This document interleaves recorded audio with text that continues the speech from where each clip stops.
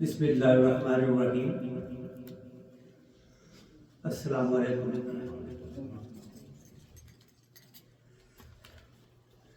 My dear brothers and sisters, in the next few minutes, I'll engage you in a small little session, continuing the topics that I have been addressing for the last several sessions.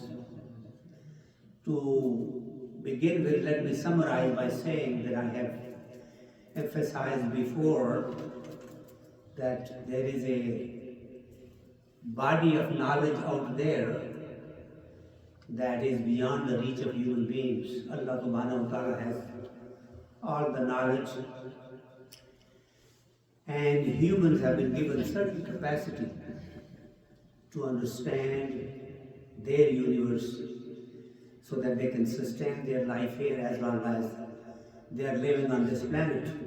And then after that, we go back to Allah subhanahu wa ta'ala and meet with Him. Allah subhanahu wa ta'ala had given very little knowledge about the life hereafter and about the ruh that we have within us, the actual spiritual being that is our true identity, which Allama Iqbal called Khudi. That particular entity within us has a longer life than we have on this planet Earth.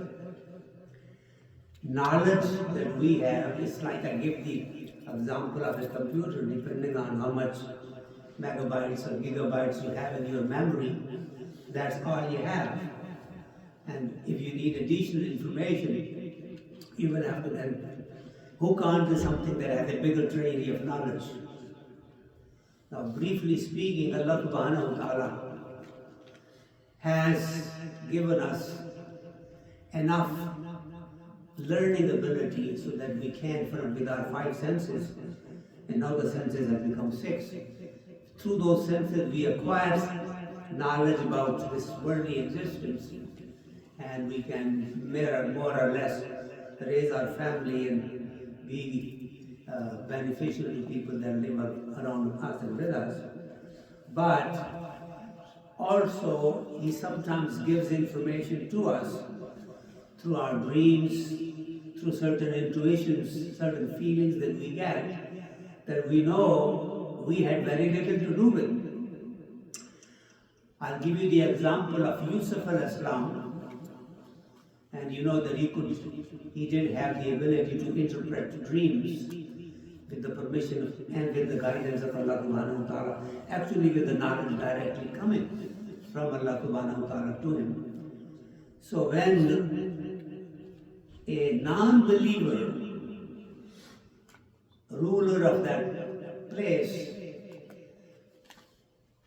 saw a dream that there are 7 cows that are fat and they come out of Nile, and then they are followed by 7 cows that are lean, and the lean cows devour those fat cows, and basically fat cows disappear. Then he saw another dream next night I should say, that there are 7 healthy bunches of wheat kind of stems that come out of Nile, and they are very healthy. And then they are followed by 5 very dry ones, and the dry ones, 7 of them, just attack the ones that were healthy and more or less make them disappear. Now he saw this dream a couple of times and he wanted to know what the interpretation is. I will not go into the details, probably you know.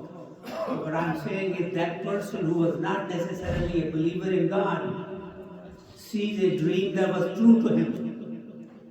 And when Yusuf al-Islam interpreted that dream, Yusuf al-Islam was given a higher status in that particular area, and he became later on the manager of that particular activity, and then became his personal assistant, and then later on, obviously, he was able to reunite with his father and his whole family.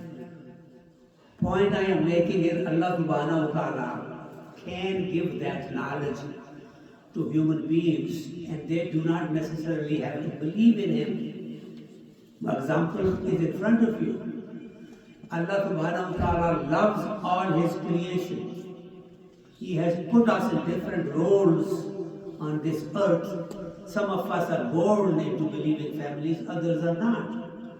And yet it's not up to us to say whether they will go to heaven or not, because Allah subhanahu wa ta'ala knows best why He put them in that role, why are they actually not